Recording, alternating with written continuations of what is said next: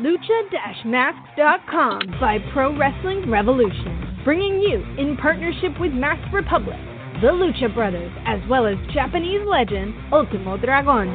Go to lucha-masks.com and fight Lucha Strong with masks from your favorite Lucha legends and Pro Wrestling Revolution luchadores. Stay safe in style and represent your favorite luchador. Get yours now at lucha-masks.com, powered by Pro Wrestling Revolution. You are listening to the Lucha Central Podcast Network. And now, Lucha Central Weekly.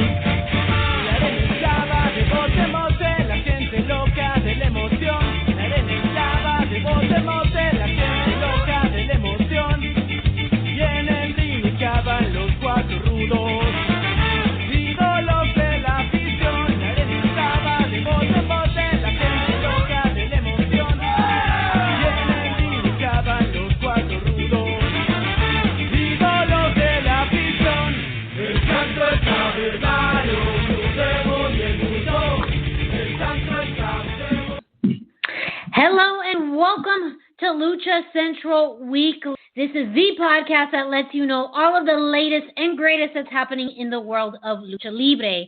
Each team our week discusses news and events from the past week, covering Mexico-based promotions like AAA and CMLL and top independents, along with luchador-related news from WWE, AEW, MLW, Ring of Honor, Impact Wrestling, and more. The Lucha Central Weekly podcast is part of the Lucha Podcast Network on luchacentral.com. This podcast, along with others, Central Podcast Network, are available on luchacentral.com and major podcast platforms such as iTunes, Spotify, Podbase, Speaker, you name it, we are likely on it.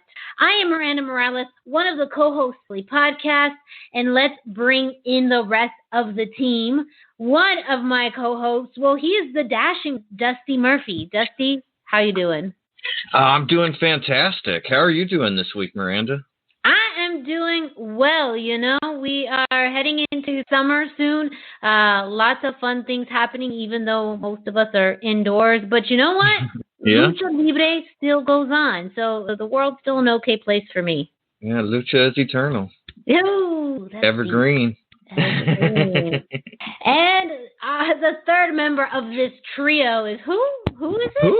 It's Brendan Barr. Brendan, welcome aboard to this crazy train. In a nice little bit of segue there, I'm calling you from the land of the Evergreens up here in the Pacific Northwest. It all ties together. It's the synergy that we have, muchachos, okay? We have this synergy going on. Actually, a quick note that this is, I believe, week 10 of the Lucha Central Podcast Network. We're still young as a network, but we've been moving along fairly well. Not only this podcast, but many others as part of the network. Seeing great success. So a big thank you to all of the listeners of this show, of those other shows that you are listening to on the network. We are greatly appreciative of your support, and we hope that you keep on listening. I'm going to say for at least another 10 weeks, but hopefully more than 10 weeks, like 100 weeks. We're going to reverse my mistake from last time. So instead of 10 weeks, it's going to be 10 months. 10 months? I'll live with 10 months. If y'all just if you can survive the past 4 months, you can listen to us for 10 months, right? Right. Like, how hard is that? We're a breath of fresh air after that. Exactly. We are the breath of fresh air in your lives that you are all desperately seeking. You're welcome. Saludos.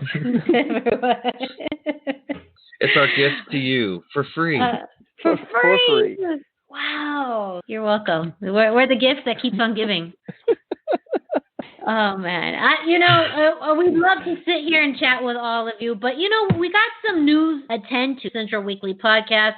We are here to bring you all the latest news and Lucha Libre, and what better way to start off this show with one of our signature segments, given to us by Brendan Barr, The Road Back to Shows. Hey. So we're going to start off with our update on Mexico City. They are still orange. They've gone on record now saying that fans aren't going to be allowed at shows until Mexico City is green. So look forward to some empty arena shows, I guess.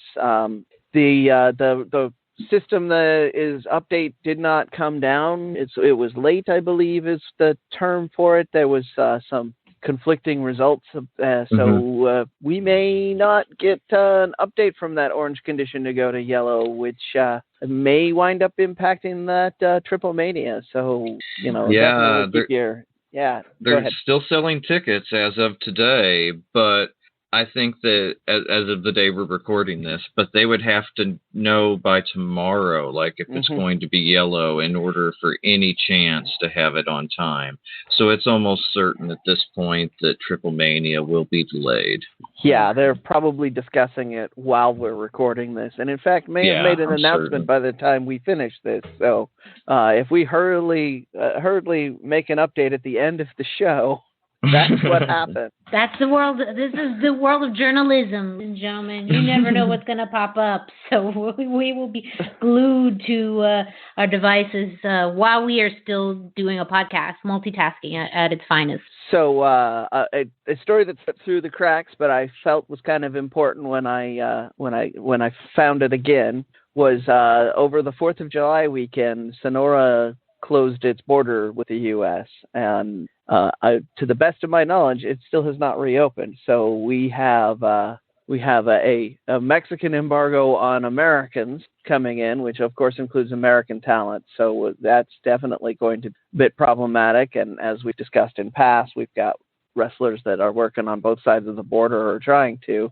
So certainly a situation I want to keep my eye on. Then I have a more heartwarming story, I suppose. Fantasma, El Fantasma Sr., who's in charge of a lot of things in the Mexico City area, was helping out with wrestlers that are not working, applying for loans, his position of authority to help streamline that process, which is kind of a cool thing that wrestlers are going to keep money going and invest in home gyms, because that seems to be the trend right now. Just a pro tip.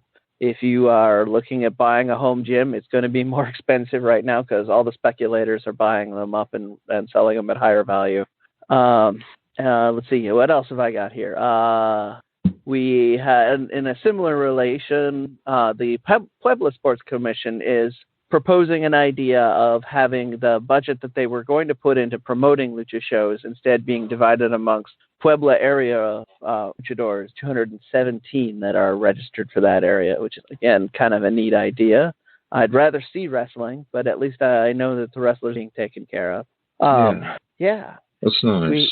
We in a less nice story, there's another secret show. This time Criminal Lucha Libre is booking it. Unfortunately, it's one of those secrets that's not very secret, and the commission is already looking into that. Since everybody has said they frown on secret shows, there will probably be some sort of repercussion for it, but we will see. Again, in that sort of vein, there was San Luis Potosi's Arena Margarita posted pictures from an event which was packed with people. So yay for lots of excited fans in an arena, boo for it being packed with people. In the reverse of that, the Indiana-based lucha promotion Gali had a show where they were only allowed 50. Depending on your point of view, that may still be too many, but they're at least trying. And they have another show scheduled for August 2nd. So keep your ears open. We will have an update on what the crowd looks like there. Also, New Japan, all of their programming has had a very limited audience. And the thing that I found interesting when I was researching their audiences is they were, in addition to being socially distant, they were coached to not yell or cheer during the match because they were afraid that would help with conditions for spreading the virus. They were advised to only clap. Huh. That's really interesting. Did they have masks on? Oh, of course. Yeah. Japanese culture has always been strong about wearing a mask to matches. Go ahead, though. It wasn't uncommon to watch a New Japan match and see, several people, like a noticeable amount of people wearing masks in the crowd, like surgical style masks, even before this. So, I mean, it's just been part of their culture for a long time. Sorry. Yeah, no, I was just curious that on top of wearing the masks, that they didn't, encourage for no verbal, communication. If I would figure that if they had the masks, that would help. But I understand that logic, I guess. On top of that, just not saying anything that would minimize actual air getting out. Yeah, and here in the shows, they did strictly follow that, but they tried very hard. There will be a little more on Japan Fun for sure, so we can keep that in mind when we're talking about the New Japan shows later. DTU is going to have their event this weekend, so next week we will hopefully have some results for you on the Indie Roundup. And Mas Lucha has made some kind of big moves. So Mas Lucha was going to be hosting the ladies tournament that we've been talking about for the last couple of weeks. They have announced that they're going to have a streaming service which is going to show that particular tournament. It's already been filmed. It's ready to go, and it's so that's going to be on Saturday. You can actually sign up for the streaming service now. I started the process while I was at work, but I was at work, so I didn't finish it. So hopefully fans, I will be signed up and I will be able to give you actual results. Anybody who is also signed up for the streaming service, look for me to be tweeting about the event on Saturday on Twitter, and talk to me about it if you're all watching it with me. But the brackets have been given, and this is kind of an interesting set of brackets. So we're going to start off with Dulce Sexy versus Baby Love. That's both they're being billed as Monterrey wrestlers. So it's kind of the battle to see which one of the Chaos stars is. Lolita versus Reina Dorada is in the next bracket down. I know very little about either of the wrestlers. They're kind of indie wrestlers. My Spanish was not good enough in the announcements for me to make out a lot of how they were kind of billing this, but the story really is going to be which one of these two younger stars advances to face the much more experienced either Dulce Sexy or Baby Love in the bracket above them.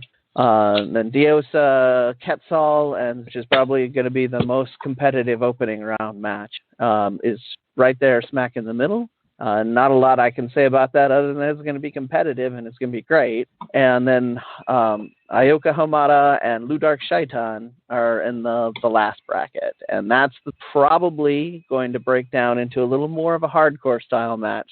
Ludark has a reputation as a hardcore wrestler, and we've all seen Hamada go more of that AAA style more than a couple of times, including in some really famous matches. So that'll be very interesting. That's going to lead me right into some speculation on Sexy Dulce, or Sexy Star, as people may remember her. There's been a whole bunch of talk about her work ethic and all of this and this bracket.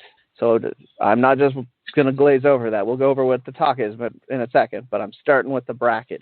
The bracket makes it look like it's probably about, the story's probably going to be who winds up facing her in the finals, because she's in there with a younger Monterrey wrestler that has a similar look to her and a similar style in Baby Love in the opening round.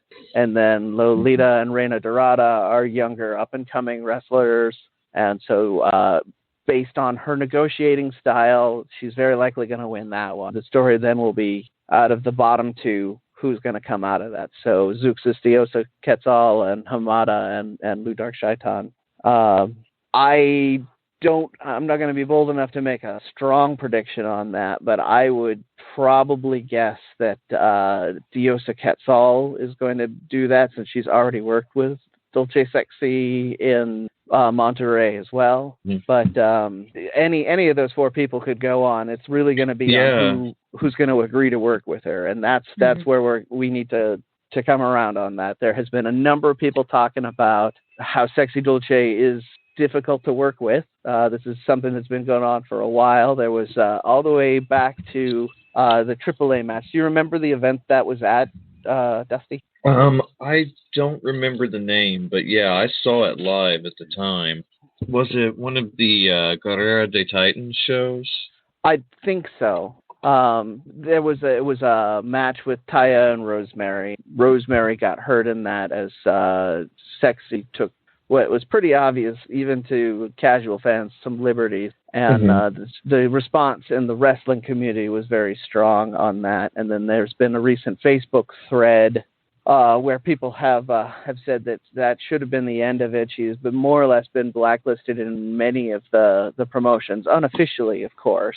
But and then they felt that it was unfair that she was being worked again in Chaos, and now there's rumors going around that Chaos has found her difficult enough to work with that they actually traded her negotiated appearances to this Mas Lucha group so that they could have her on the tournament and then get out of their obligations. And Chaos is paying for the dates, right? Like they're just featuring her so that Chaos didn't have to use her in their own shows, is my understanding.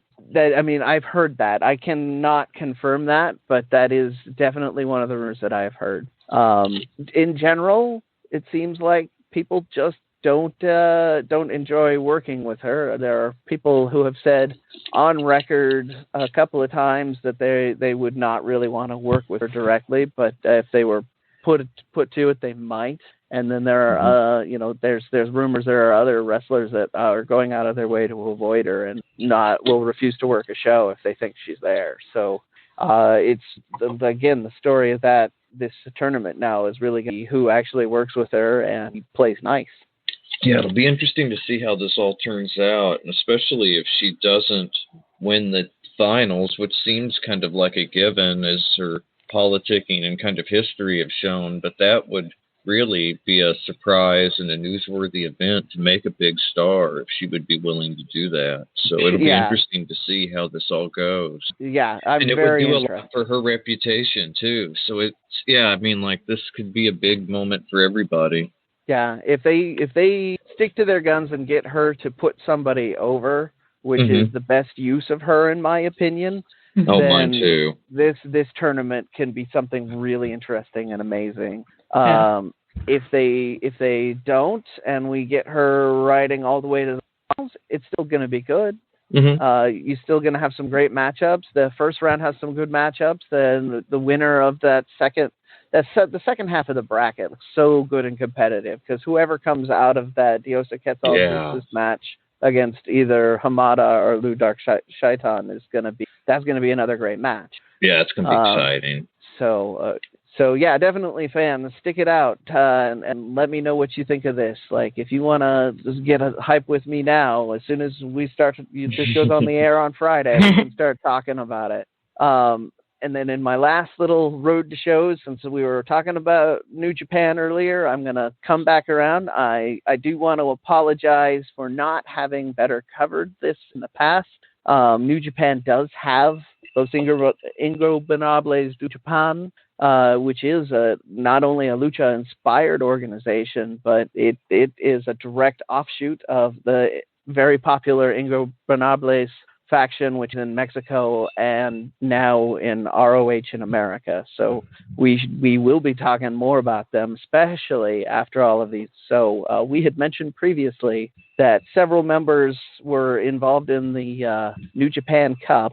It turns out that Evil at the time, I'm giving a little bit of a hint for you here, at the time from the Ingobernables won the tournament, which put him in the contention for Naito's IC and World Championship belt. We had then you had them coming out where everybody was thinking this was going to be like a teammate bonding moment, and instead Evil turns on Naito and the Bullet Club helps him out. Then a scant 24 hours later, the match where he's defending happens, and this is a crazy match. I have not seen it, but even the recaps of it made it sound crazy. You had run-ins happening left and right. You had announcers getting called out and pulled out into a ringside area to be chopped. You had what you thought was another betrayal from LIJ, where a man in a mask comes out and interferes in the match. And finally, after all of this, Evil manages to win in, of course, a very underhanded fashion, so that the fans that were at that show got involved. And this is where I was talking about. They may have been coached to not be verbal, but they were definitely being verbal at this point. After that, Evil wins. He's now the double champion. Naito is looking a little defeated, like we don't know where he's going to be at. So you had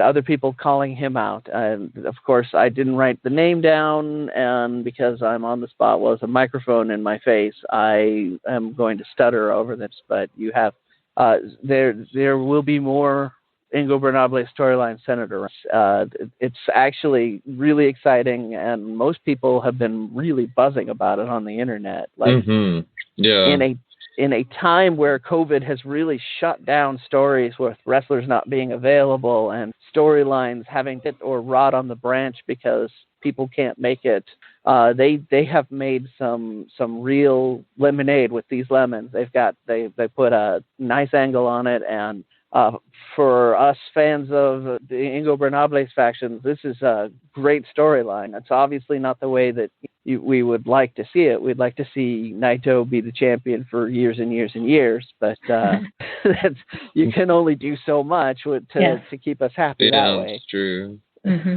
And I don't think anybody could have seen this coming at Dominion. Like, this was a total surprise, especially joining Bullet Club. And it gives them such a breath of fresh air during COVID when they don't really have any of their main heels. Jay White can't come over. Yeah, this is really exciting for them. Oh, I did miss one minor fact. The person in the Bushi mask turned out to be Dick Togo of Kai fame, for those in the American audience remember him from the Attitude Era.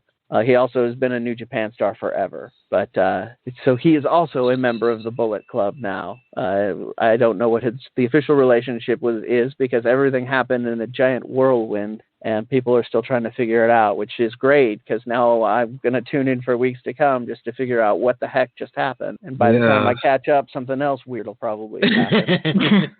That's the best part about wrestling, is that there's always something new and exciting to check out. When it's at its best, absolutely. Yeah.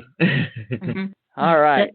I am finally out of things on the road to shows. I don't have much for I don't have anything this week for the Indie Roundup.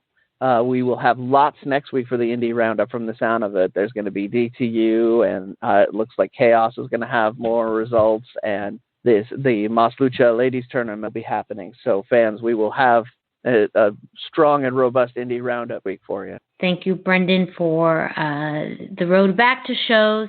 And we are really looking forward to the Indie Roundup next week. As you mentioned, a lot happening this week. So make sure that you are all staying tuned. luchacentral.com will likely have information on some of the events happening this weekend. So please visit luchacentral.com for information. And now we're going to kick it off to Denise Salcedo with this week's Lucha Central. Hey everyone, it's Denise Salcedo here in Lucha Central with a reminder of where and when to catch your favorite shows each week, or when to try a new one. Tuesdays, it's the Lucha Underground Centered Show, Mass, and Mayhem. Check out the premiere video stream every Tuesday at 2 p.m. Pacific, 5 p.m. Eastern on the Lucha Central YouTube channel and at luchacentral.com. Then listen to it on your favorite podcast platform every Wednesday. Also on Tuesdays, it's Tuesday Wrestle Boss with Fabi Chulo, live, covering pro wrestling and MMA from 7 to 8:30 p.m. Pacific. Head to WrestleBossLive.com to listen live and even call in or download it Wednesday across podcast platforms. Wednesday nights, live on Facebook, it's Spanish show La Mesa de los Márgaros, giving you both the news and the chisme from around the lucha world. Find the video version on Facebook Wednesday through Friday, and then Saturdays, download the audio version in podcast form. Thursdays, it's Straight Out of the Bodega with Papo Esco and PWR promoter Gabriel Ramirez. Guests from throughout the wrestling world make this a must-listen series, and this week, El Rudo de las Chicas, Sam Adonis, joins the show to talk about his non-traditional route to the main event of Arena Mexico, first making a name for himself in the UK and then Mexico and more. On Friday, it's your double dose of Lucha Central Weekly podcast, one in English y el otro en español. Lucha Central Weekly is where you'll find all the top stories of the week, both inside and out of the ring from Mexico and anywhere luchadoras are in action across the globe. Find out what's happening in empty arenas across Mexico, including Chaos, Lucha Time, and the latest from Mas Lucha, as well as lucha action in WWE, NXT, and AEW. Also, if you missed any of last week's shows, including Vampiro on Lucha Libre Figures and Facts, Boss Fight Studios' Eric Araña on Business of the Business, or Thunder Rosa on Mass Mats and Mayhem, luchacentral.com has links to it all for you. Be sure to subscribe and follow all your favorite Lucha Central Network series on your favorite podcast platforms. And please be sure to give a rating and review to help more fans find the shows that you love. For now, this is Denise Salcedo signing off from Lucha Central Central. Have a great week. A big thank you once again to Denise Salcedo, who brings us Lucha Central Central every week, letting you know what's happening on Central Podcast Network. And now we have this Raw news, actually overall WWE news. We're going to be talking about Raw and previewing Extreme Rules. The one and only Dashing Dusty, take it away. Yeah, this past Monday on Monday Night Raw, we started out promising with an interview with Charlie Caruso, and she actually had a great way of being less excited with each name as she said Angel, Andrade, Zelina. It was awesome. And Zelina denies any tension in the tag team, but the boys come to give us some tension, and then the Viking Raiders show up. And they claim to have been the most dominant team, and that, Zelina has been affecting all the competition and the tag. And then Ivar goes all the way back to his handsome Johnny roots and steals Angel's rose and gives it to Charlie, and he gets her all hot for his beardo act and really disrespected Angel Garza, and it broke his heart a little before commercial. And so we got some motivation there.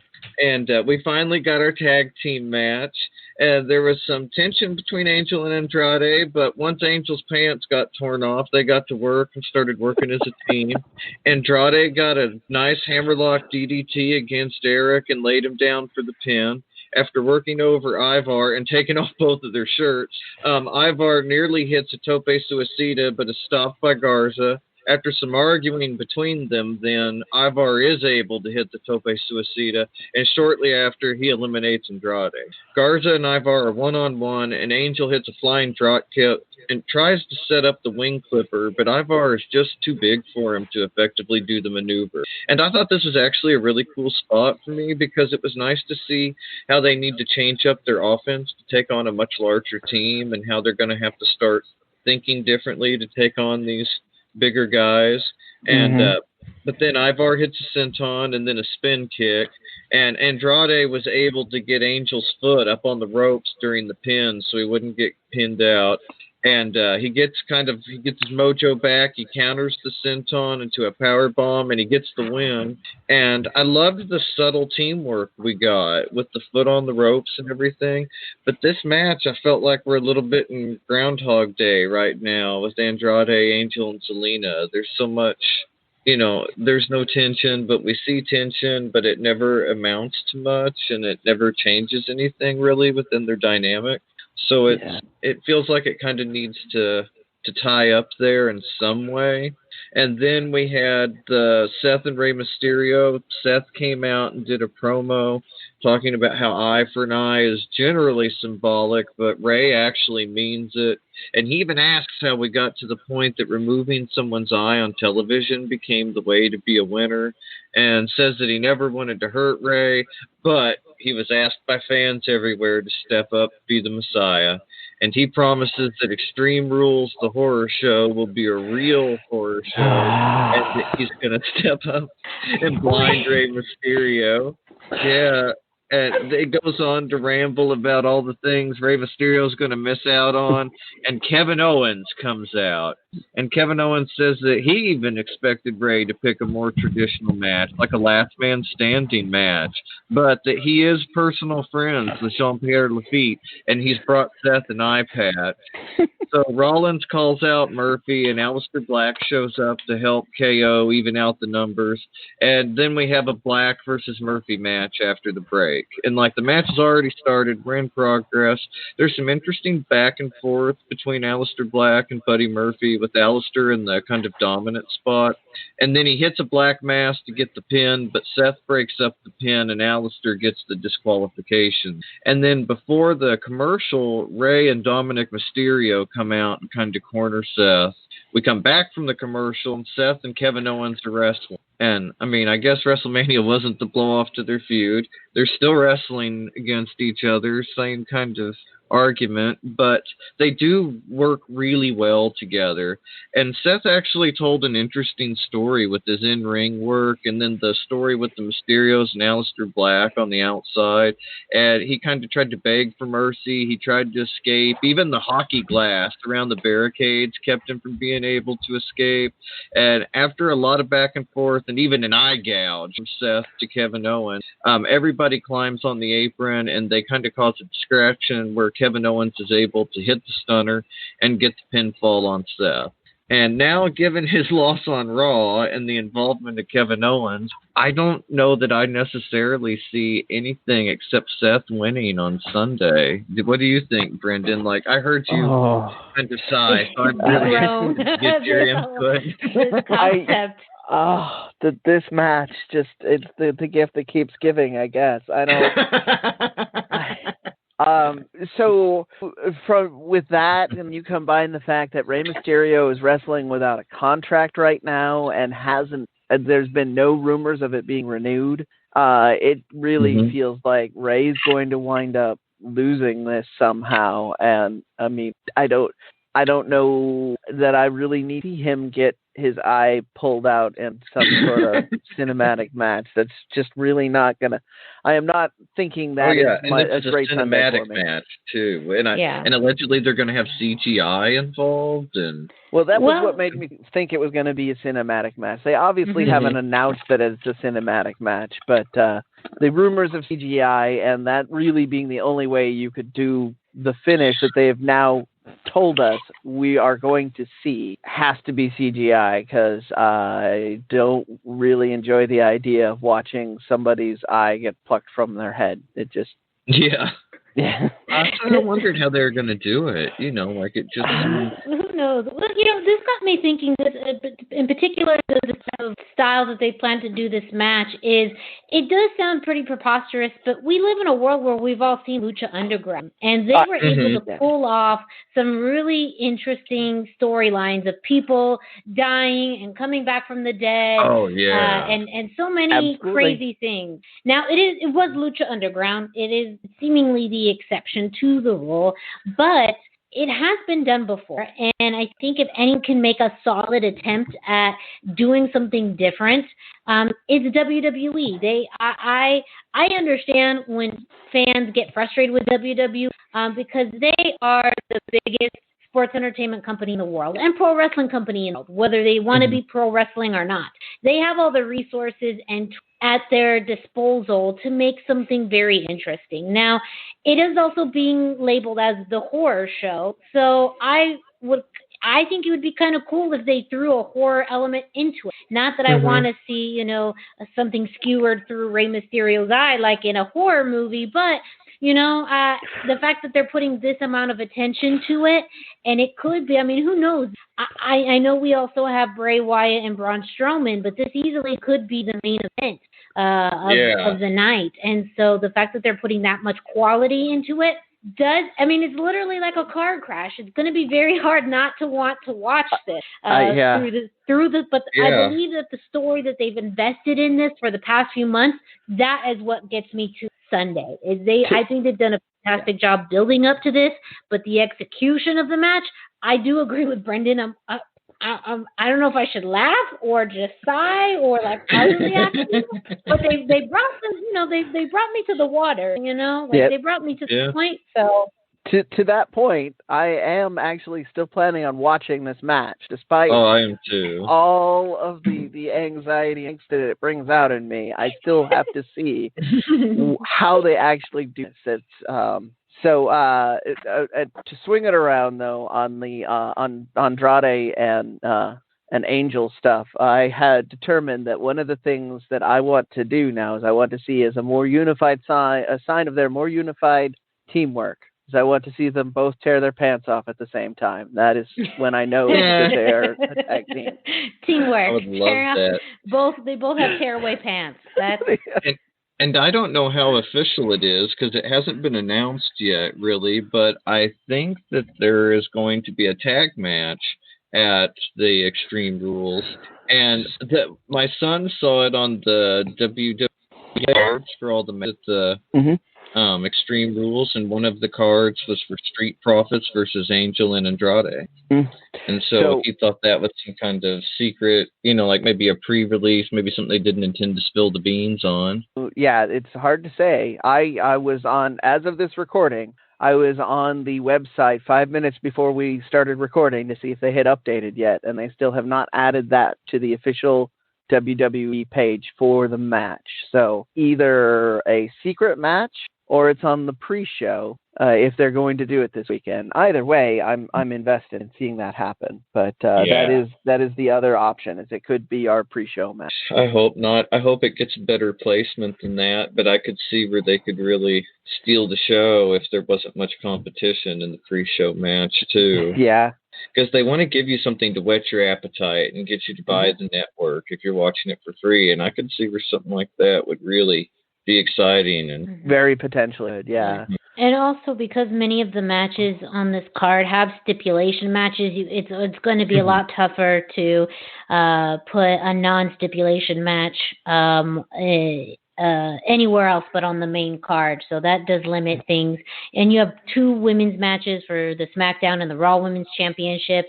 You have the United States Championship, which I think I would say that would be my best place for it would be the pre-show. But again, as I agree. There's a chance it could be on the pre-show also because of the fact that it hasn't been announced yet. And WWE does have a tendency of putting things last minute, day of, hours before. But, either way, it still would be a very fun, entertaining match. And I really like just this. I'm at the heart of it. I do just love, at a core, a good faces versus heel storyline.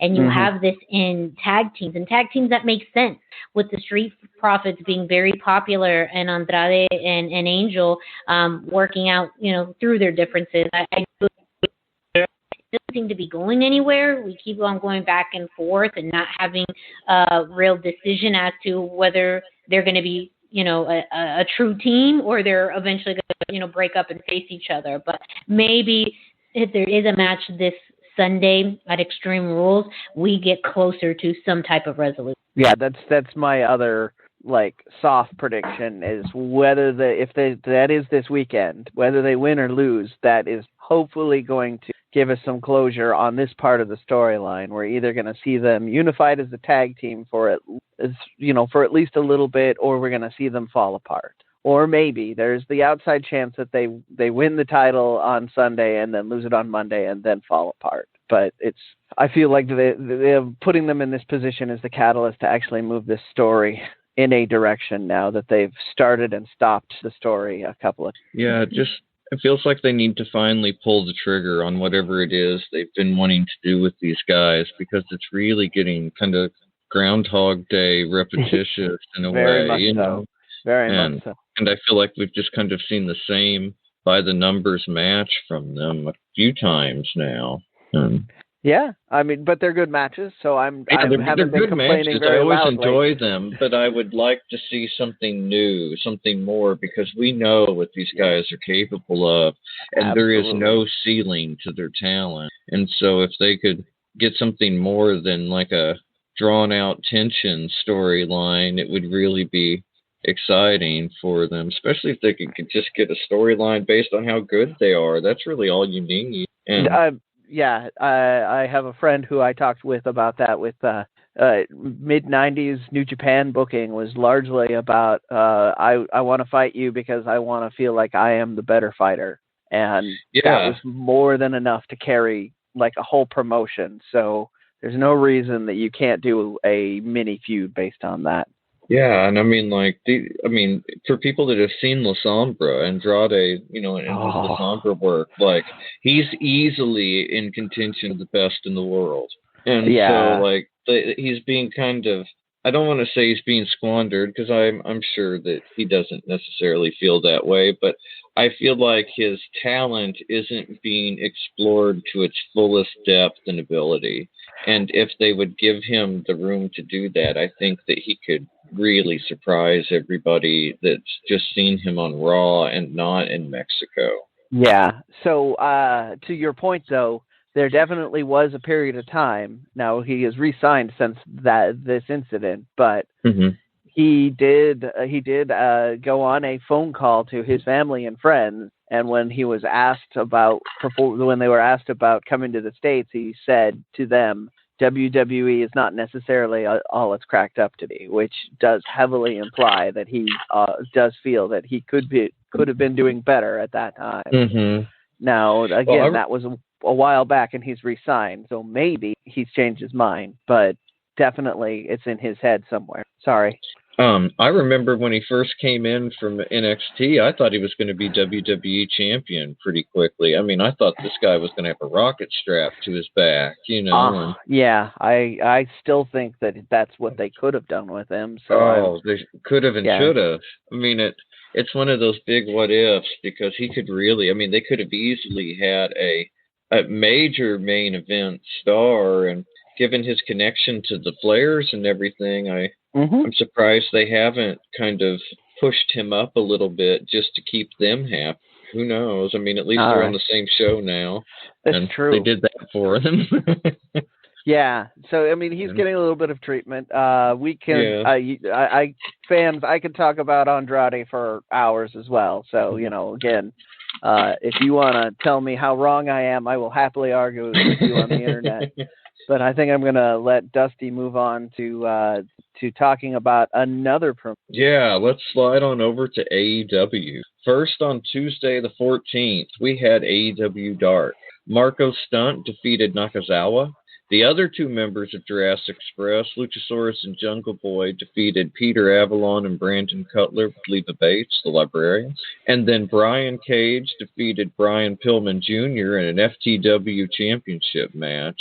But the main match was that Serpentico picked up his first win this week. Yes. And he teamed with Luther against Pineapple Pete and Brady Pierce. And what did you think of this match, Brendan? Oh, man, this was a great match. First off, this was a great episode of Dark for Lucha Libre fans. You had Diamante, you had Brian Cage, and then you have this Serpentico and Luther match. And they had their team entrance, which automatically set me on fire. Serpentico does the thing where he eats the snakes out. I mean, they look like paper streamers to ordinary people, but I know they're snakes.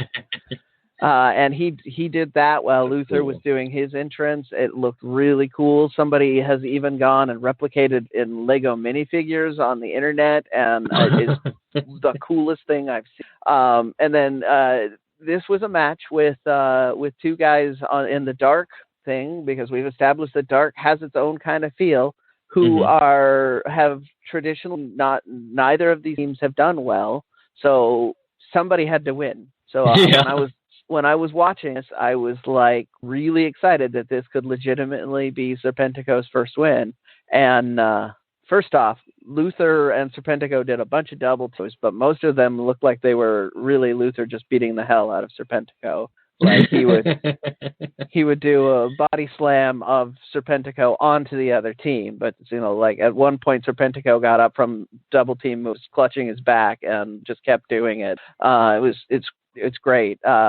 They got the finish. I believe Luther actually got the pin for the finish, but it didn't matter to me. I was celebrating. I immediately went online and congratulated my Snake Man, Mr. Snake Man, for his win. So fans, if you are looking for quality lucha content this week, Serpentico and Luther is a good start. But when we talk about what happened on Dynamite / Fight for the Fallen, there's another match I'm gonna recommend for you too. Oh yeah. AEW was action-packed this week. We had the Fight for the Fallen special on Dynamite on Wednesday night, and it was a very stacked card full of lucha loveliness for all of us. First up, we had Cody in a winning match against Sonny Kiss. This was a great match with a surprising amount of offense from Sonny. I mean, he really gave Cody a run for his money at several points, and it much about big moves as it was about telling a story, I guess, especially with them getting in so many clips of Tully Blanchard and the audience kind of studying the match. But it was a welcome and an exciting opportunity for Sonny Kiss in the title scene. He showed why he's in AEW and some of what he's capable of in a wrestling ring. And the match also helped sow some of the seeds for what seems to be the New Horseman group with Cody. I really enjoyed this match personally, even though it wasn't anything new or exciting in a technical sense. It really helped evolve the story for both guys and was a great way to introduce Sonny Kiss to the title scene. Absolutely. And then our match was, the tag match, and it was so good. We had FTR against Lucha Brothers, and this was a real dream match for a lot of people, myself included. And we had a proper lucha finish. We had amazing tag team action and also an amazing mesh in the blending of the styles. Each team was evenly matched. It felt like each blow and move was kind of answered or reciprocated with a move. Everybody looked like a genuine star in this match. Everybody seemed like a big deal. I mean, everybody needs to watch this match. It's impossible to explain how good it is. Pentagon and Phoenix just looked like $1 million, and they found a way to finish the match with the Lucha Brothers still looking strong. Dax pulled off Phoenix's mask, and that's one of the worst Lucha sins you can commit. And he got the pinfall, but while he did, commentary noted heavily that would have been a disqualification in Mexico, and the Lucha Brothers should have won. And of course, Phoenix didn't know that he, they kind of played that up. And this is easily just the first step in the road to their feud. And for as much as some people wanted FTR versus the Young Bucks, FTR versus Lucha Bros was what I was looking forward to. And this might be my new favorite feud in wrestling. By far my favorite. I popped hard for that mask rip-off finish. That was so cool. That is right out of Mexico finish, and I just loved it. I loved that during this match you had kind of a little bit of role reversal where you had the Lucha Brothers doing more of FTR style at a couple of points, and FTR started wrestling a little more lucha. I loved that mesh, the styles. It was so cool. And you hardly ever get to see FTR wrestle. Even when they wrestled other people, they were FTR. But we saw some kind of different stuff out of them, some new stuff. Dax was really impressive. Go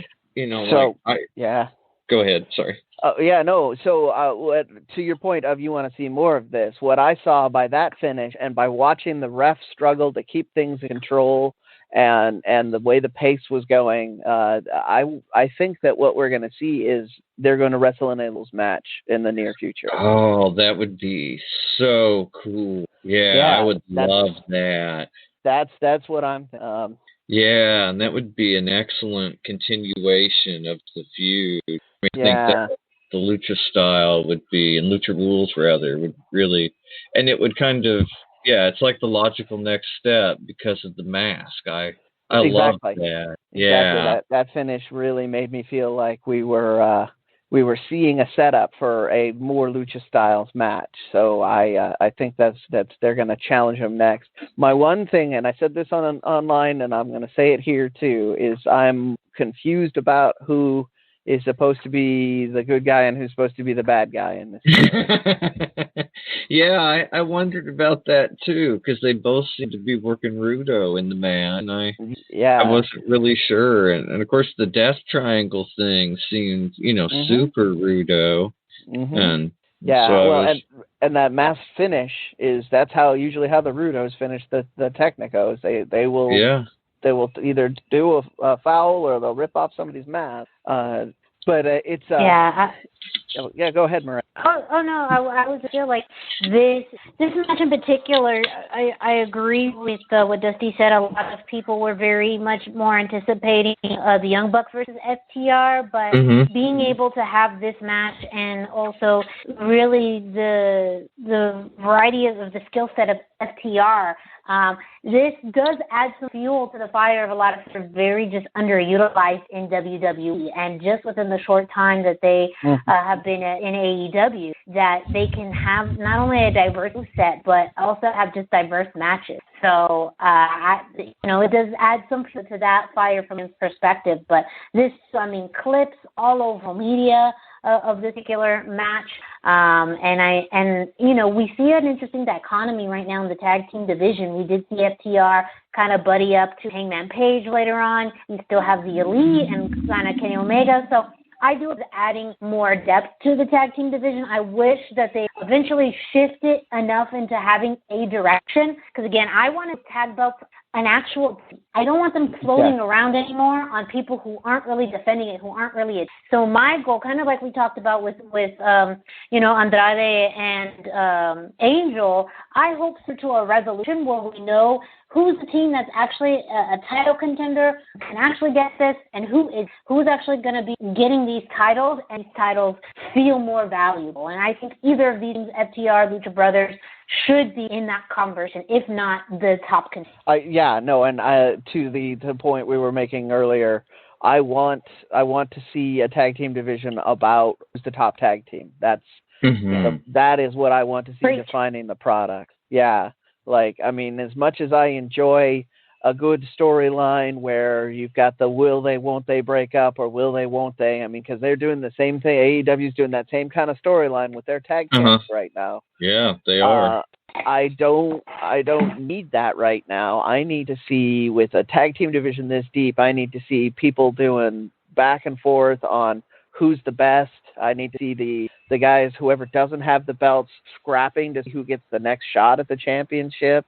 That's the kind of thing I want to be seeing out of this division right now, because it is beyond any shadow of a doubt the best tag team division in any of the American promotions, and that's saying a lot. That is not a mark on any other promotion, because there's tons of good tag team in any other American promotion, but there's so tag many team good wrestling ones. Is just so amazing now. The depth and the reach of the talent is just, we've never had this kind of tag team talent, I guess, at any one time that I can remember. No, we're finally seeing people who grew up on tag team wrestling going to schools and coming out as a tag team. Instead of wanting to be Hulk Hogan, they want to be the Midnight Express, the Rock and Roll Express, and it's showing in the talent that we're getting out. I think we're in a good place. As a lifelong fan of tag team wrestling, I'm excited by all of it.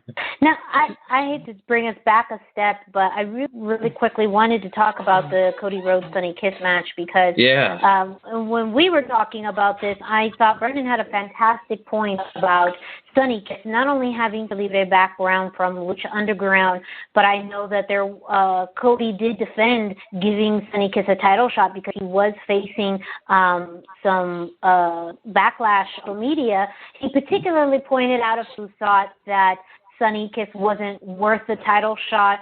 and primarily had just more of a homophobic perspective on it. And Cody defended his stance, saying, I think in quote, if you don't like, Sonny getting a title shot, you can kiss my ass. But his entrance, his persona, generally in the United States, different. But I thought, Brendan, you did a really good analogy to Libre, in which he is this American exotico, and how exoticos are very much more familiar in lucha libre, and how that trend will be getting, it's not lost in American wrestling, it isn't very dominant, but in lucha libre, it's fairly common. Yeah. To the point that it's hard to find a promotion and have at least one person on it. Well, even on Lucha Underground, Pimpinella Escarlata was one of the, most beloved personalities on the show. Always huge cheers for Pimpinella. Absolutely. And the fans still had room to get well behind Sonny Kiss and the persona that he took on Lucha Underground as well. So it's not a we have to pick one sort of vibe in the Lucha community. As long as they can get behind you for whatever reason, they will. And, if you are a larger-than-life personality, it's the only thing that Lucha fans seem to demand. And Sonny Kiss has that in spades. He does, and so that's why I appreciate AEW giving, utilizing that platform to give someone. He's very young, hasn't been wrestling, for a long time, and again, just shows the big difference between American wrestling, lucha libre, and how personalities play such a big role. Even though culturally, the concept of exotico can be a little polarizing, in say kind of a family household, the fact that you are just presenting a persona that is larger than life, that is what people care about. And this is a random segue, so I will be very, very quick. However, this also reminds of a Netflix documentary that has just recently come out of Puerto Rican astrologer Walter Mercado, Mucho Amor. And he is a famous astrologer who studied and danced, but he was pretty much the guy who would tell people fortune astrology. And a lot of that in story talks about being, flamboyant, and how culturally in Latin America it is well accepted, but at the time, it's always the topic of homosexuality, is very, very, and so, however, you go into the entertainment world and you have that persona, that to kind of go away regardless if people identify in orientation, because they're more drawn personalities. So that too, I think, just some kind of keynotes for anyone who not be as familiar with that concept or topic, and maybe the big differences in Latin American culture versus American culture on kind of more flamboyant personas. That's great. Thank you for sharing that with. Yeah, that's really cool. Yeah, that was a sidebar, but and then after we had the Lucha Brothers match, we had the Elite versus Lucha Express, and this was another amazing match. And this is both my wife's favorite match and my son's favorite match of the night, and so they're both rarely ever pick the same thing. So if that gives you an idea how fun and exciting this match was, it kind of went across all generations and interest levels. It was a lot of fun. Marco Stunt, he was the star of the night for me. Everything he did was fantastic. He showed bravery in the ring, even though he knew that he was going to get punished or maybe hurt. Luchasaurus and Jungle Boy were as incredible as we've come to expect them to be. There was an amazing moment where Marco hit a Canadian destroyer off of Luchasaurus's back after Jungle Boy helped shoot him into the air and to take out Matt Jackson. There were multiple moments throughout the match that I genuinely thought Marco was going to get the win, but unfortunately after a V-trigger followed by a one-winged angel, Kenny was able to pull out the win at the last second. But I cannot stress enough how good Lucha Express were, and truly Marco Stunt, he was at his very best, and I think that this was a performance last night that's going to inspire people for years to come. The Canadian Destroyer spot, I think you either loved it or you didn't, but you cannot deny the physicality and inventiveness of it. Yeah. And I mean, I hope everybody takes the time to check out this match. It was great. It was fun.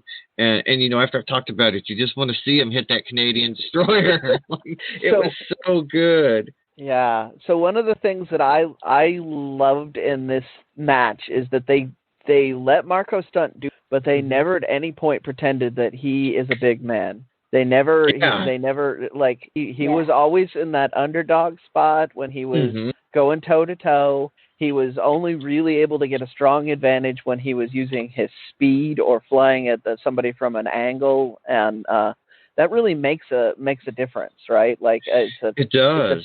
When you have a guy who's that outside, you need to have the story be how is he able to be competitive, and they did that really. He he grabbed that brass ring last night. Yeah. I felt like this was his best match that I've seen. Like, it was so good, and just, I mean, we've come to expect good things from Lucha, or from Jurassic Express rather, but Luchasaurus, Jungle Boy, they're, you know, obviously becoming more and more well known every week, but Marco Stunt was just kind of their little friend in a lot of ways. But I thought last night he really proved his place.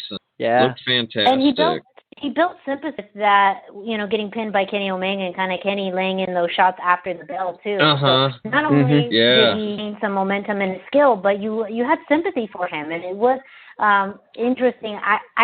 Is this one of the smallest guys Kenny Omega's ever pinned too? Like, it just felt very different. To see Kenny Omega do, you know, I mean, one of the best wrestlers in the entire world, but does it have the same impact when he's beating up Marco Stunt? So I see in a storyline aspect of playing some very interesting things with Kenny Omega, which, you know, again, I can appreciate, but definitely you're right. In not only the wrestling, but after everyone kind of rallying around Marco and kind of getting on Kenny for beating him up after the. Yeah. That was a great spot. I have one little sneak fact that I wanted to point out that also happened on this particular episode. If you were looking closely, there was another Lucha Underground performer in the audience. Ivelisse was in the audience that night. So I don't know if that's an acknowledgement of anything yet. It is, because they announced her for next week. Yeah. Okay. I was gonna wait. Diamante versus Ivelisse. Yeah. Oh, really? Oh my goodness. I'm not even listening to the because I'm so excited. This is a match that I am thrilled about because the Hikaru Shida came on. They admitted that their women's roster is depleted right now. It is depleted. That's their women's roster. It really is. So she put out that call. Also, if we're going to get sidebar, Hikaru Shida putting out a challenge saying that she's willing to anyone open challenge for her AEW Women's Championship. And someone on Twitter responded, someone that Lucha fans may be very familiar with, One Thunder Rosa kind of addressed that on Twitter, asking, is that the truth? Because she's ready for the challenge. So that'd be so good. Yeah. So that is one thing that, yes, please, now. And the fact that they're putting both of these on for Dynamite next week, Ivelisse, Diamante, I mean, this will be a match I hope we are talking about next week. I mean, it's huge for not only Lucha fans, but also just for the women's roster. They got to bring more women. I know they were playing it with the women's division at first, but you have, you know, Britt Baker out. Who else was out? I'm slipping on her name. Chris Statlander is out. Yes, Chris Statlander's out. You know, I mean, like a lot of we're trying to upon are out or unavailable. So really, it's now time to level some women up, and to have someone like Ivelisse at her capacity experience, I think would fit really well. Absolutely. And same with Diamante. I'm very, very excited about this match. And so they have been they have been using Diamante on Dark. So I've been very disappointed with what they've done with her on Dark. So I am hoping that this match is them bringing her up to the level we already know she can be at, because she's done some tremendous work. For those of you who aren't doing a ton of research every week. She's done some tremendous work when she was working with LAX, and then on the West Coast indie scene. She is all over the place. And that's kind of yeah. What I hoped would happen is she might end up back with Santana now and kind of help them focus. You know, like maybe they could get a little more serious in the tag division too, and instead of looking like idiots once in a while. I mean, I would love to see. I'd love to see that dynamic happen. See her move all the way up to the top of the card. But at this point, just putting her in a match on Dynamite instead of Dark against somebody who I know she can do a good match with, because they've worked. They've been in the same locker room a lot of times. I don't know for sure they've worked together, but they've been in many of the same places, worked with many of the same people, and they can do a lot. And it's on Dynamite, not Dark. So you fans saw my reaction. I was the one who didn't know about this yet, and I am now ready. Brendan is the last one to know. It is usually I. So the fact that I can tell you something, that kind of made my day. That's kind of like a big surprise in and of itself. Oh, that's great. So did you have anything else you want to say about this week's Dynamite / Fighter Fest, Dusty? Or Yes, we also had Jon Moxley versus Brian Cage. You know, this was a great match. It was the main event. Cage looked amazing, even though he didn't win. Somebody that big and that muscled up shouldn't be able to move as fast or as fluidly coordinated as Cage does. Yeah. But he can. I mean, he just looked like a star. But Moxley kept working the bicep with the arm bar and then a crossbar arm breaker and all kinds. I mean, he really worked the bicep. Taz had to throw in the towel. I knew as soon as I saw the towel in his hand that it was somehow going to play into the finish, but it still felt kind of like an intense and important moment. And afterwards, he hit Moxley with the FTW title belt. I mean, it was really like he kind of laid into him with some punches, really kind of started to beat him down. Lights go out. Darby Allin shows up and hits Cage in the face with the skateboard. It was a cool moment. It wasn't as cool as the time Taya busted the cinder block over his head on Lucha Underground, but it was such a cool spot because those things where he takes that punishment and then still wants to fight, he looks unstoppable, you know, like trying to get back in the ring to fight, trying to take out all the referees and agents. Like, I loved how intense and unstoppable Cage looked. I mean, we really got to see some of the machine last night, and it was so good. Yeah. That's why I love that finish, because that keeps that unstoppable week about him while still letting Moxley get advance with the title. Right, so Moxley gets to have the title, but it almost feels more like he escaped because Taz quit for him, and you know, I mean, we don't know that he was gonna quote unquote tear that bicep in half, but that's certainly what he was trying to do. Yeah, it was just exciting. A great match. I highly recommend everybody check out last night's AEW. The whole thing was really action-packed, and there really wasn't much filler throughout the show. It was all extremely good. There was very little backstage segment. Entrances, for the most part, with the exception of Sonny Kiss's spectacular entrance, were pretty short and sweet. To the point. They really were. It was just a great show, just packed with wrestling. I highly recommend it to everybody. Especially for Lucha fans. Yes, especially for Lucha fans. But then if you had it on another channel, you were checking out some NXT maybe, or you didn't check out NXT and you want to know more about it, we got Miranda who's going to tell us more about what happened. Yes. So, of course, Wednesday Night Wars. I know I was thinking back and forth the program. Not a whole lot of lucha-related matches for this week's NXT. However, we did have two segments that, continue to set up for two wrestlers that are very familiar with. The first one I'll get into is Karrion Kross. This actually started during the Winner Take All Dose, the sequel, Keith Lee versus Dominic Dijakovic. During that match, Scarlett Bordeaux came out, kind of gave a distraction, but overall was just there to kind of set the tone of what could be next for either gentleman. Keith Lee won. and they did an interview with Dominik Dijakovic in the back saying that, Charlotte did come out with the distraction. However, or Scarlett came with the distraction, but he, doesn't care who is next. He isn't intimidated by Karrion Kross, and look who showed up, Karrion Kross. And that set up, it's like the Candyman. You say his name enough times, he will show up. Yeah, pop up, and that's just what he does best. But they got into set up for next week. We are going to see Kross versus Dominik Dijakovic, which will, I think, be a fantastic match. One of the who can literally stand toe-to-toe to Karrion Kross. He's had such a fantastic streak while he's in Dominik Dijakovic. I mean, he is a force in and of itself. So you want two tall dudes beat each other up, you need to watch NXT next week.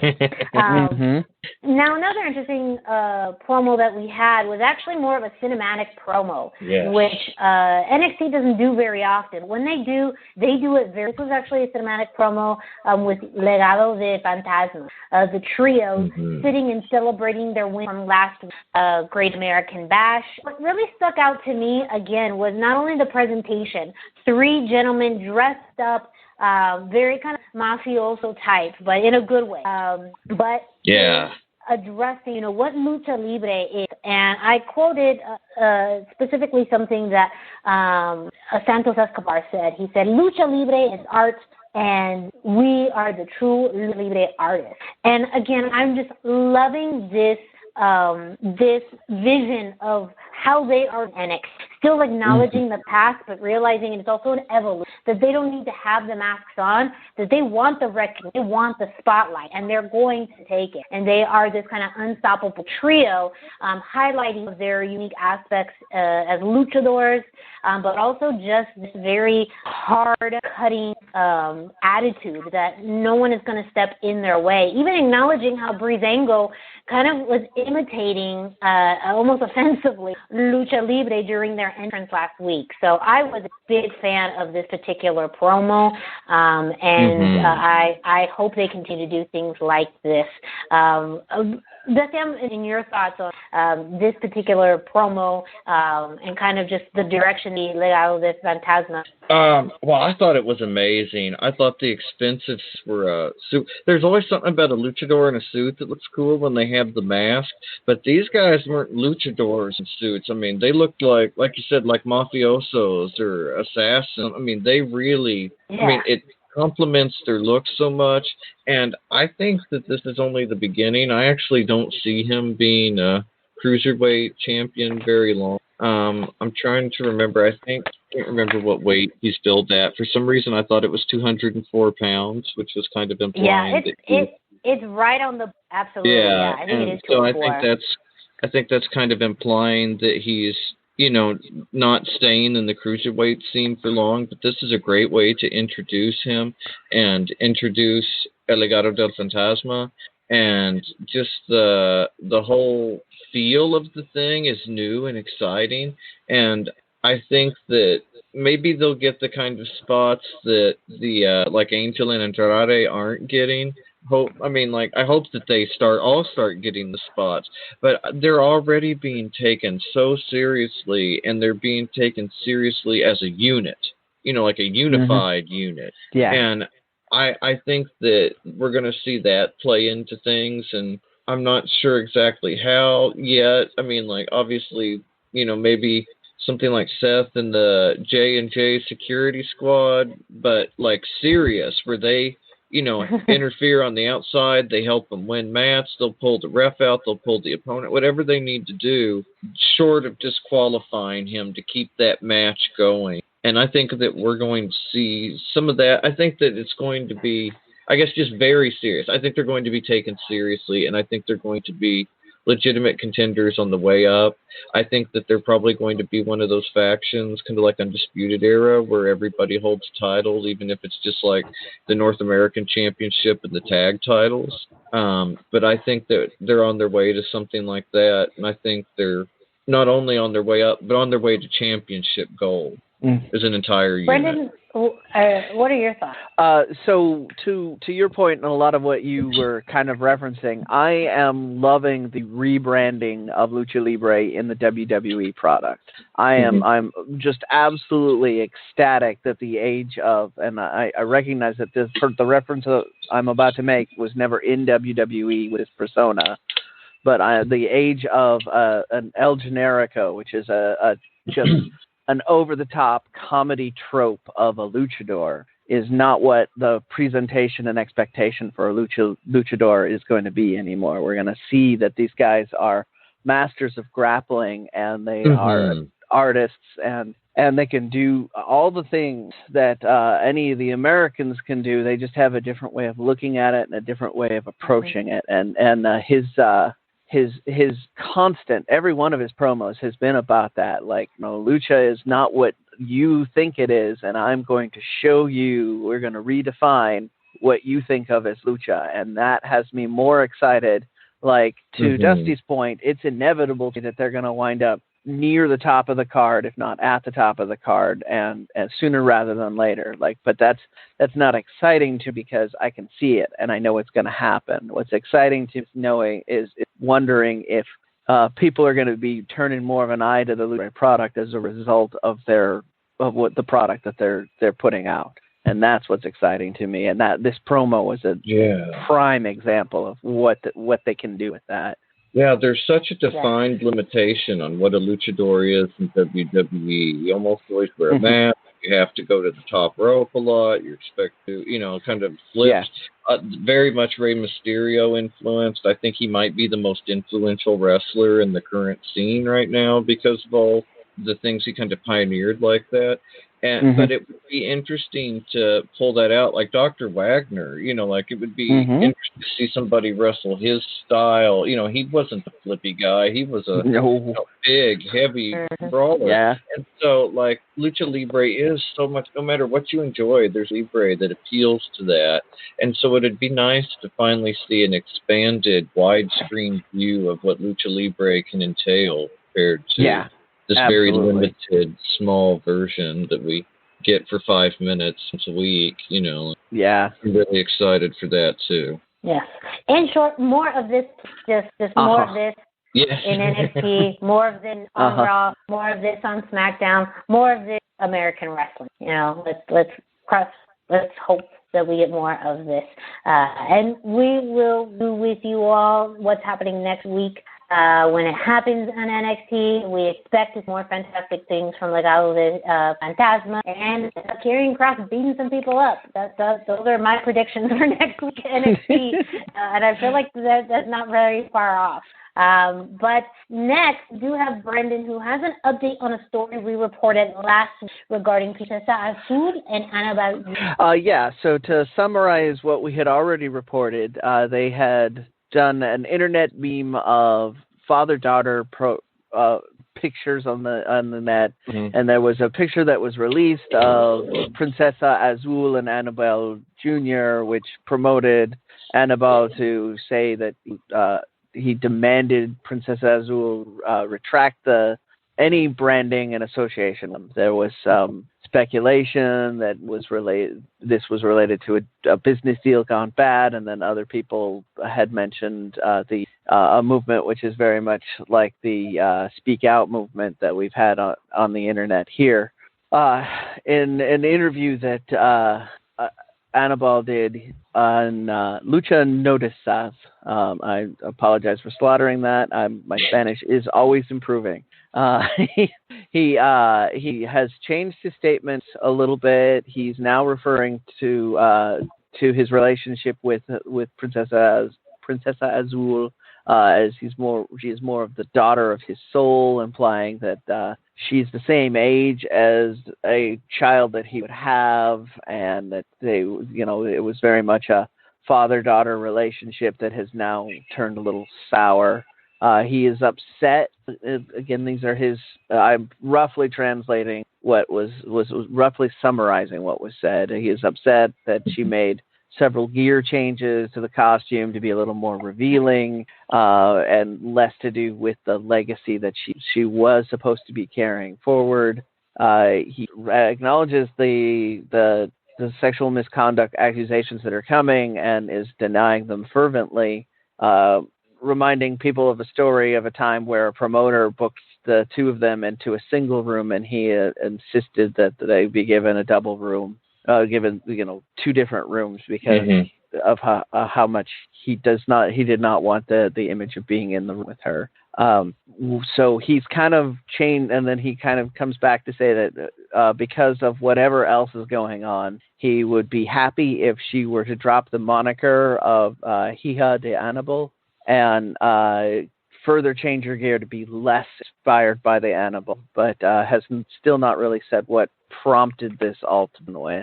And because this is a change in his story, I don't want anyone to think that this is us trying to say anything other than the fact these are things that he said. I don't have, because no one but the two of them will know exactly what happened at this point. She's still saying that he has pushed this relationship and was essentially trying to blackmail her. So I do not want, but she has not made further statement. So that's the update on that. It's a single interview, which predictably in any interview, someone is going to make themselves sound like a little nicer than the stories going around about it. I don't have an opinion if this is true or not, but I did want to report on the facts. Did either of you have any thoughts, or I can just go right into the next thing? I noticed she's changed her gear quite a bit lately and really kind of downplayed the Annabelle Jr., the elements. And so I think maybe this was slowly, maybe not necessarily slowly, but that it must have boiled over lately. Yeah, I have of a similar mindset that she saw this coming, or they, behind the scenes, they knew this wasn't going to work out, and so she already started down that road. But again, it's until I can get into a room and watch something in the past happen, I have no way of knowing what actually happened. Yeah, exactly. It'll be interesting to see how this plays out. Yeah. Hopefully it plays out well for both sides, and it really is just a business deal, and everybody is still able to do Lucha Libre and make everybody happy, because that is what I need in my life. So we all need. Speaking of Lucha Libre and making everybody happy, I'm going to jump right into this. If you're listening to this and you haven't visited luchacentral.com, it's time to do it. LuchaCentral.com is the online home for Lucha Libre, where you can get all of the top news in English and in Spanish. Find the best curated video content and original content not seen anywhere else. Find when Lucha Libre events would be happening in your area. Find photo galleries from top photographers covering Lucha Libre around the world. A place to have your voices heard, from weekly polls to annual awards, seen and read by top executives in all of the major Lucha Libre promotions across the globe. And on top of all of that, it's free. LuchaCentral.com, your centralized place for all things Lucha Libre. All right. Now, we have a special treat for this week in Lucha Libre history. We got a special, of course, it's your segment with our own Dashing Dusty, but we have a song to go with it, premiering tonight on the... You can't remember when, well, now you can say.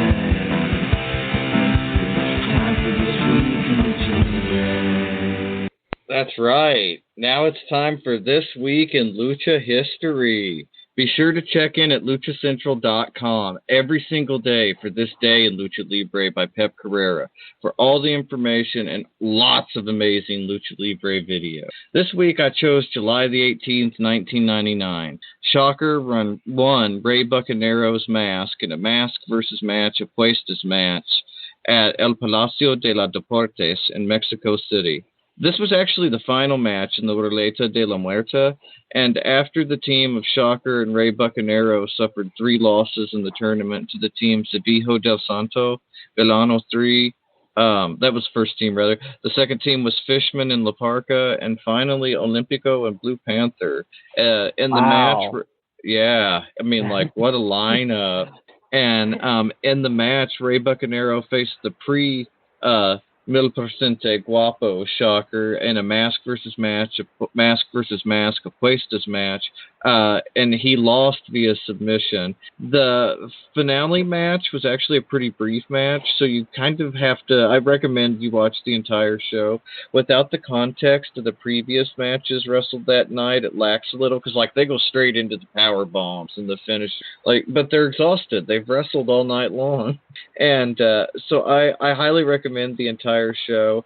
In context, it's an incredible match, and Shocker would later go on to lose his mask just 2 months later to Mr. Niebla at the CMLL 66th anniversary show. But that's another bit of history for another show. So, Miranda, what did you pick this week? Yes. So I picked July 18th, 2010, when Zuxi won Silueta's mask in an apuestas match with a mask versus mask match at the Arena Coliseo de Cali. And was, of course, was actually a Canadian classic, luchadora, which, you know, always has to represent. But also, I'm a big fan of apuestas matches, and this one was interesting in learning more about it. I was not able to find video on it, but in learning more about this match and kind of the setup to it, Zex was a Rudo who was facing Silueta, who's more on the Técnica side. They started a rivalry in the middle of 2010, and this led to having the apuestas match, best 2 out of 3 falls. This wasn't also the last time that she in a apuestas. I believe she was also in another match where she won and got to demask. The name is slipping. Princesa Suje, I believe. Yeah, I think that's right. Yeah. Yeah. And so just how this match kind of played later on into her career, I think it just it was a fun way to learn more just about her experience and her lucha libre style, and now being someone who's been able to win the masks of several luchadoras, which is a pretty big accomplishment to have. And big names too. Like for those of you who are less familiar with the scene, those were people who were very popular at the time. And she, as a kind of an outsider, was, you know, working harder to win over fans. So getting those big apuestas matches is a big deal. Brendan, really. What was your? Oh, sorry, I apologize. I just jumped in. But yeah, no, absolutely right. As far as just being that outsider, born in Puerto Rico, came to Mexico to train and to wrestle as well. Even though coming from another, you know, Latin American country, still, when you are not native to that particular region, I think in general in lucha libre, you are always fighting a little harder to build your fan base. Absolutely, yeah. But yes, Brendan, what did you pick for this? So I had a little bit of an easier time than I've had in the past couple of weeks. For those keeping score at home, this is not going to be a Dr. Wagner match, but it does feature 6 of my favorite luchadors.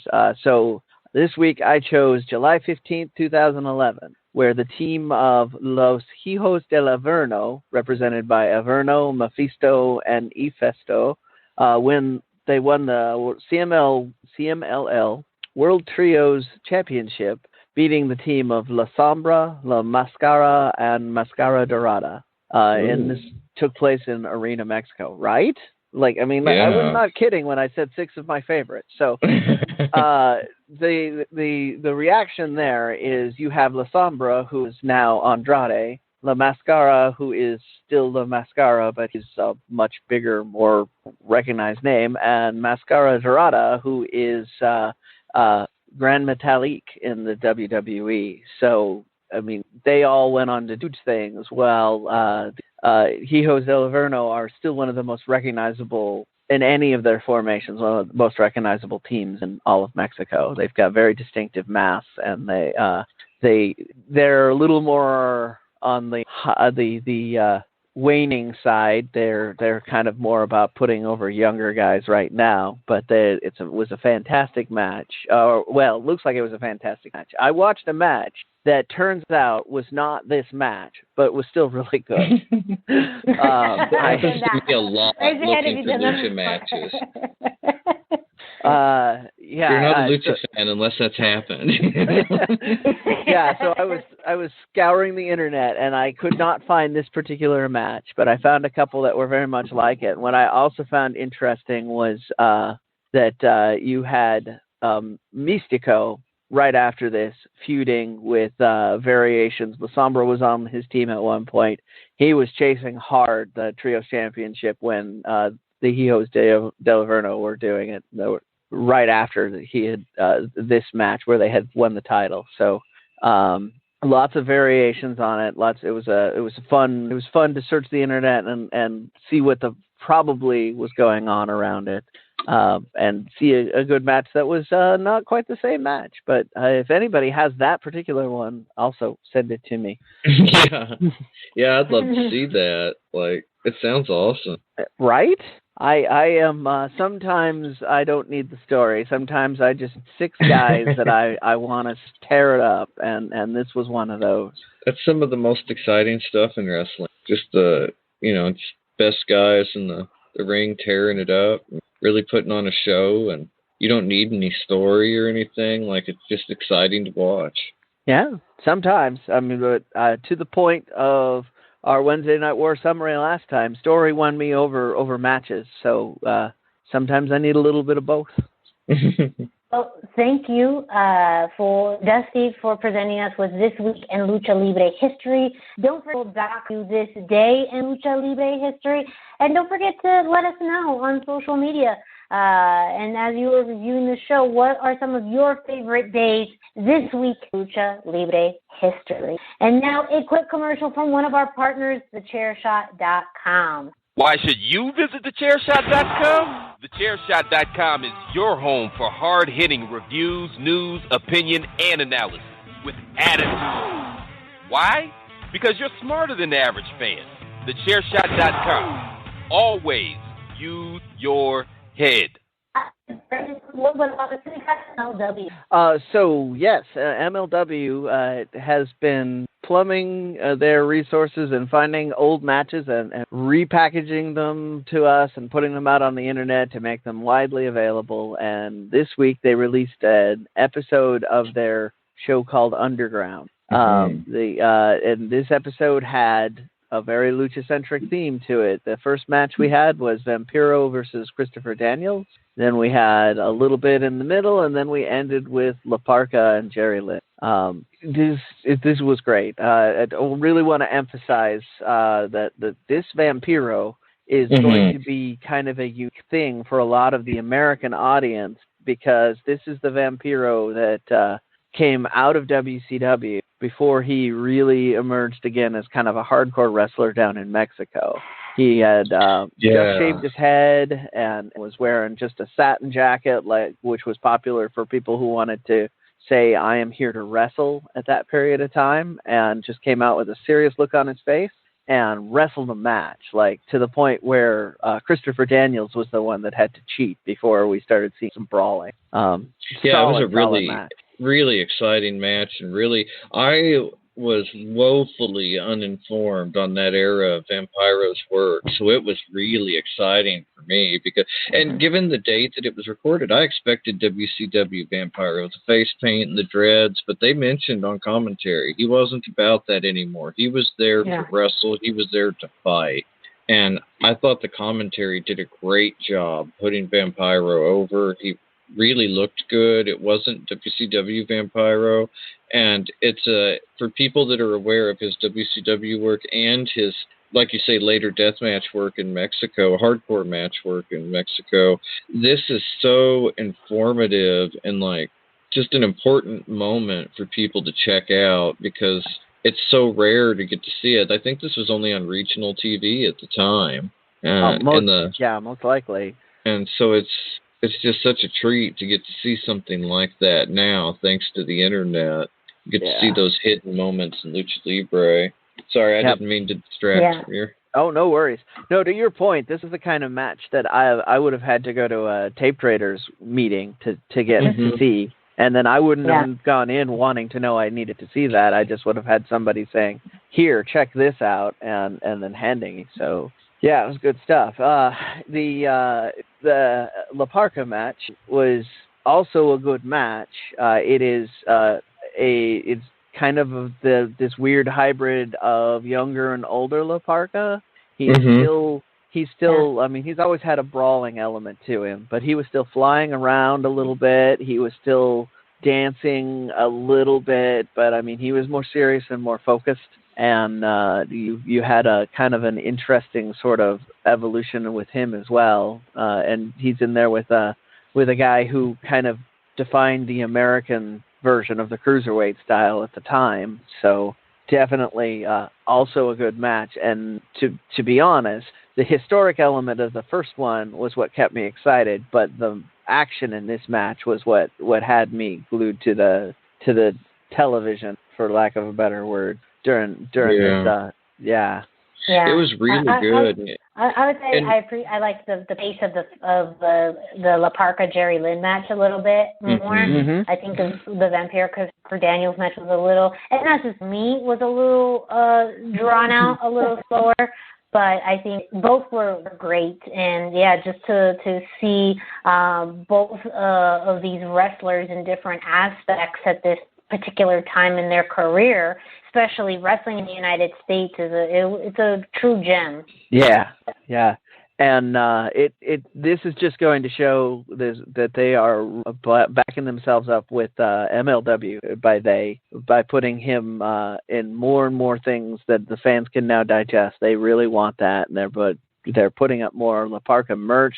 He is becoming one of the iconic figures of this era of MLW, and being able he really is. Yeah, being able to reach under the couch and find this videotape of him at this time really is putting that best foot forward to MLW really being a lucha-based promotion or a lucha featuring promotion with La Parka at kind of center stage in that aspect of it. Or, sorry, LA Park. I should be very careful with that. It still feels weird all these years later to say LA Park sometimes. Yeah. And I think that Parka and Mr. JL had been tag team partners a few times in WCW, from what I remember, when Jerry Lynn was under the mask. So it was kind of cool getting to see them up against each other in this, I thought. Like, that appealed to the WCW fan and Dusty. Like, I really loved this match.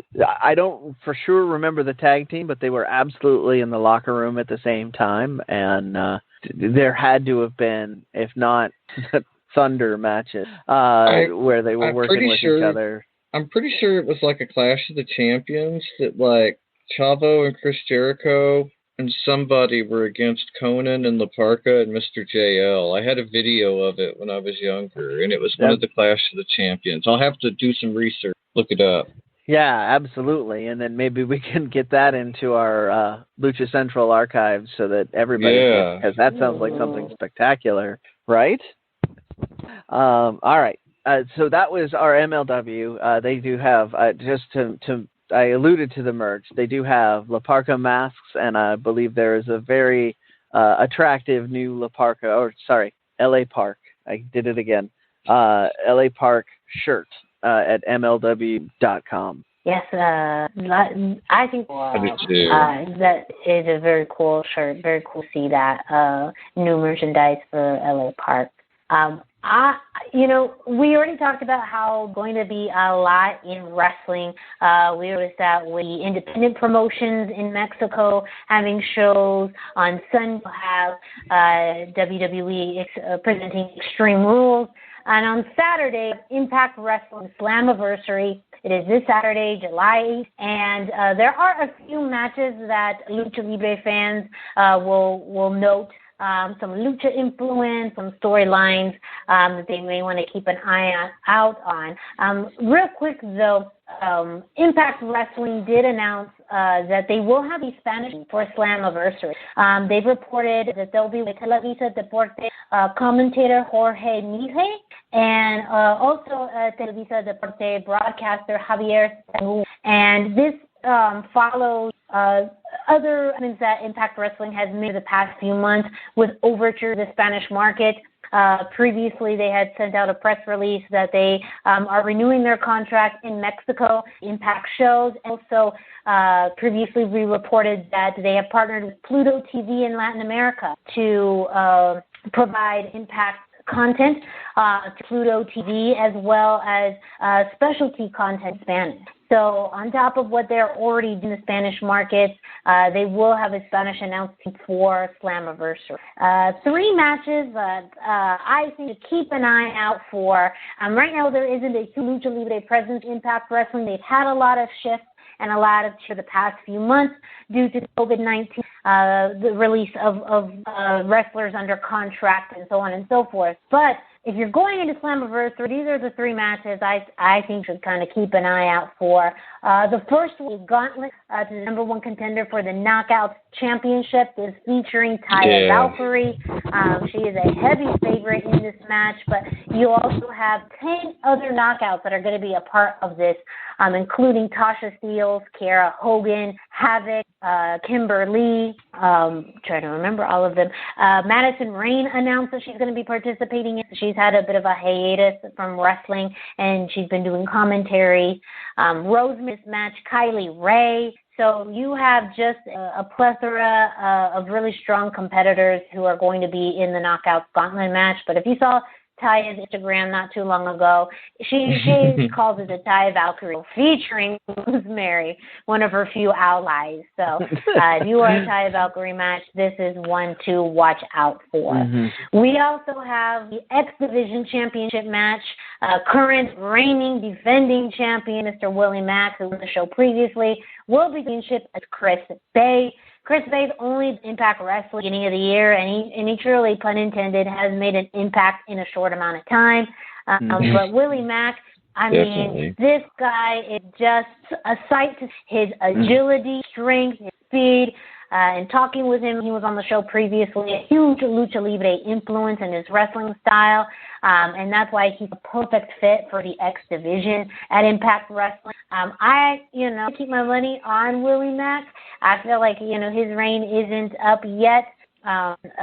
Wonderful in the X Division. And finally, we have the World Championship. This has been a match that has definitely gone some iteration the past few months, and this is really based off of the circumstances of the actual World Championship. Back at Impact Wrestling announced that they had released Tessa Blanchard from her contract, and also then have vacated the Impact Wrestling Championship. Originally, this match was actually going to be a 5-way. You had Tessa Blanchard as the champion at the time versus Ace Austin, Trey Miguel, Eddie Edwards, and Michael Elgin. Michael Elgin has no longer in this match. Impact Wrestling made an announcement that he's no longer going to be featured on television. Interesting set of words with that still. But then now this is the 4-way. You still have Ace Austin versus Trey Miguel and Eddie Edwards versus we don't know who the 4th person be until we actually see them walking down the ramp. So those are those 3 highlights for this Impact Wrestling Slammiversary. Dusty, I know you mentioned you were probably to order this. Any of these matches in particular you're excited to see? I'm mostly excited about the Knockouts Gauntlet match. I've been following Taya on some media, and I truly think she could win it. And honestly, the chance to get to see Taya Northern Suplex like 10 people in a row was enough to get me to buy the pay-per-view. Like, I was really excited for that. I'm also super excited to see the mystery competitor in the World Championship 4-way match.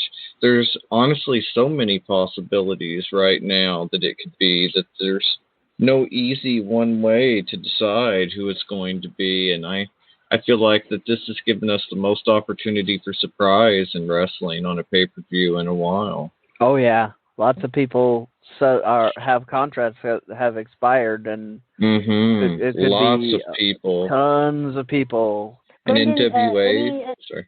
Yeah, that's a whole other element too with the news coming out. I know there have been some conflicting reports on the status of the NWA in just the past few days. Billy Corgan came out to kind of clarify some of those himself on social media, but there's still people that their contract with the NWA is no longer active. Saw with Ricky Starks, now a free agent. Who knows? See that happen in Impact Wrestling. Brendan, I want to give you a chance if you had any thoughts on any of the matches I've mentioned or things that you think kind of pique your interest. So those of you that know me and know what I prefer will be surprised, because everybody will be expecting me to want to watch the Women's Gauntlet, because I'm a massive Taya fan, have been for years. But I have had the luxury of seeing Chris Bay as one of the local West Coast wrestlers for a long time, and I think that he and Willie Mack are going to steal the show. Like, to the point, I don't think Willie Mack is going to lose the title, but I think that is going to be match of the night. And the match everybody's going to be talking about at the end of the show is probably going to be Willie Mack, Chris Bay. So I'm really excited to see that. Very, very much agree. So another jam-packed week in wrestling. Us as this trio, we're going to divide and we're all going to just watch and report back to next week. And for our final news, Brendan, you are going to bring up something very interesting that Chris Jericho brought up during AEW Dynamite. Well, it was AEW and CMLL actually had brought this announcement out. CMLL teased a logo earlier in the day with like a lion, the CMLL logo, and people were wondering what could be and what the odd timing on it was. And then it turns out that it was Chris Jericho had a recorded announcement on happy memories of Paco Alonso from his time in Mexico. And if people that are listening to the show haven't heard it yet, it's only like a 3 to 5 minute segment, but it's very heartwarming, and he just seems to have some very fond memories of being in Mexico and working with Paco Alonso. And it was very much a thing that I was excited, because he doesn't have to do that anymore. He doesn't have to build his brand. He doesn't have to wave all of the branches to his time in Mexico or Japan. He can just be Chris Jericho. And so this felt like something that he did because he genuinely felt like he wanted to do it, and that just made it that much more fun. So cool. Yeah, to show his roots and go back and pay tribute. Like, that's such a cool and classy move on his behalf to do it.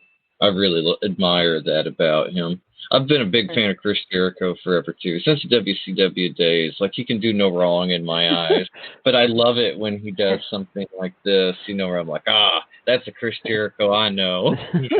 Yeah, I read his book, A Lion's Tale, the first one, and I really enjoyed the way that he talked about his time in Mexico and how that really helped him in his development as a professional wrestler, and how I think everything he's done in his career has built upon each other. And it's like in Mexico, this is WWF, so it is very cool that his career is so lengthy that it just seems so long to acknowledge, reference that. It's very, very cool. Yeah, definitely. Yeah, absolutely. Well, now we're going into the modern age of wrestling, and the last story we're going to bring up is more of a fun one. For any of you who have seen that, there is a special filter that was released earlier this week. It was a Rey Mysterio mask filter. So that means you can go and wear a Rey Mysterio mask in your pictures. There's multiple colors that you can choose from. I've seen a lot of fun pictures online for that. So if you've always wanted to look like a Rey Mysterio mask, now is the time to. So go ahead, get yourself an Instagram if you don't already. Play around with those filters, and yes, go ahead and yourself in Mysterio mask. Let us know on social media. Tag us.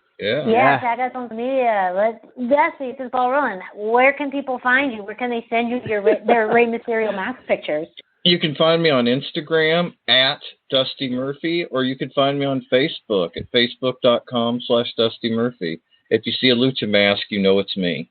And Brendan, where can people send their pictures and Lucha masks to you? I actually am on Instagram, and I might even log in this week because of this Rey Mysterio filter. 321 T-shirt guy. But I will definitely be on Twitter, same address, 321 T-shirt guy. Send me your picks, predictions, and all of that at either of those locations, and I will do my best to get back to you. And myself, Miranda Morales, find Instagram at the #Miranda, same on Facebook /the #Miranda, hashtag spelled out. And yeah, send us your pics, pictures and your picks for this weekend. Don't forget, you can follow Lucha Central on social media at Lucha Central on Facebook and Instagram, and at luchacentral.com on Twitter. Of course, you can go to luchacentral.com for your latest Lucha Libre information, including show results, articles, videos. We also have the little YouTube page where you can find interviews and lots of amazing match content that is updated very frequently with everything else. So luchacentral.com is your place for Lucha Libre. Do we have any new additional trios names that have been referred to us? Not this week. We got our like from Emmett, but we have not gotten any message this week so far. Oh. And we're still it's going to be hard to top Lucha talking about. I don't want to. That may change the title of the show. Like, I feel like we go with that one. The name of the show is going to be what it is.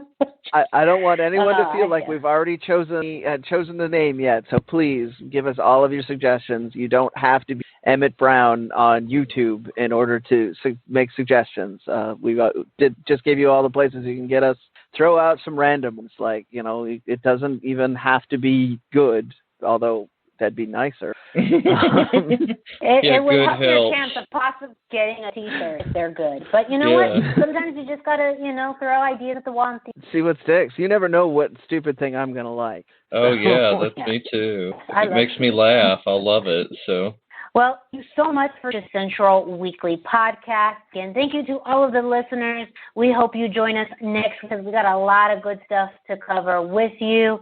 I'm Miranda Morales, and for Dusty Murphy and Brendan Barr, thank you, and have a